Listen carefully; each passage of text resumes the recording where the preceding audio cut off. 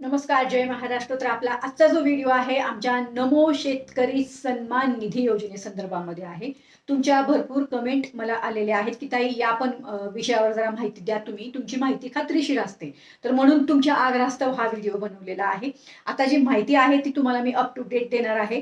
तर बघा, आता यात महत्त्वाचा जो मुद्दा मी आत्ता सांगणार आहे तो असा आहे, खूप महत्त्वाचा मुद्दा आहे. त्यामुळे या व्हिडिओला शेवटपर्यंत पहा आणि कोणीही या व्हिडिओला स्किप करू नका. तुमच्या कामाचा व्हिडिओ नसेल तर या व्हिडिओला शेअर जरूर करा. नमो शेतकरी योजनेचा 10वा आणि 9वा हे 2 हप्ते, म्हणजे 9वा आणि 10वा हे 2 हप्ते कधी वितरण होणार आहेत या संदर्भातही या व्हिडिओमध्ये माहिती दिलेली आहे. तेव्हा खात्रीशीर माहिती देते. तर माझ्याकडे अशी माहिती आलेली आहे बघा, आता नमो शेतकरी सन्मान योजना कर्जमाफीचा लाभ मिळणाऱ्या शेतकऱ्यांना नमोचा हप्ता न देण्याचा शासन निर्णय घेत अंतर्गत केल्या जाण्याची शक्यता आहे. अजून याची अंमलबजावणी झालेली नाही. म्हणजेच काय, ज्या माझ्या शेतकरी बांधवांना आता कर्जमाफी मिळालेली आहे, बरोबर, त्या माझ्या शेतकरी बांधवांना आपल्या या नमो शेतकरी सन्मान निधी योजनेचा लाभ जो आहे तो न देण्याचा विचार सरकार करत आहे. आता बघू, तब्बल 56 लाख शेतकऱ्यांना नमो शेतकरी महासन्मान निधी योजनेतून 1 वर्षासाठी वगळण्याचा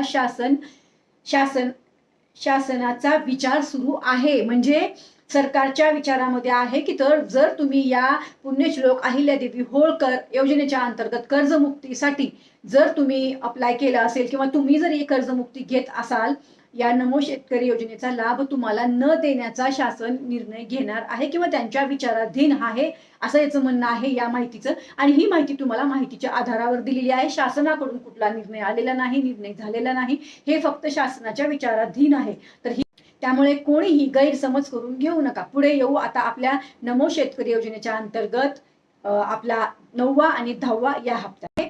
या योजनेच्या अंतर्गत आपल्या 9वा आणि 10वा हे दोन्ही हप्ते अजूनही पेंडिंग आहेत.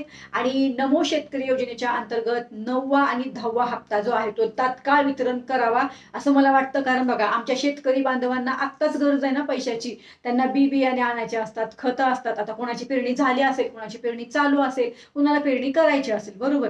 त्यामुळे आत्ता त्यांना पैशाची गरज आहे. आणि अजूनही आपल्या नमो शेतकरी योजनेच्या अंतर्गत 9वा आणि 10वा हे दोन्ही हप्ते वितरण झालेले नाहीत. त्याची तारीख अजून कुठलीही डिक्लेअर झालेली नाही.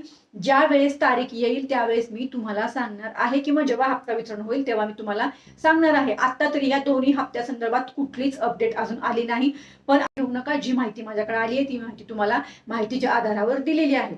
बाकी तुम्हाला सगळी माहिती मी आता या व्हिडिओच्या अंतर्गत नमो शेतकरी योजनेच्या अंतर्गत दिलेली आहे. तुम्ही मला बोलला होता ताई व्हिडिओ बनवा, मी हा व्हिडिओ तुमच्यापर्यंत पोहोचवण्याचं काम केलेलं आहे. आता या व्हिडिओला शेअर करायचं काम तुमचं आहे, कारण जी खात्रीशीर माहिती मी तुम्हाला देते ही माहिती माझ्याकडे आल्यानंतरच मी देत असते.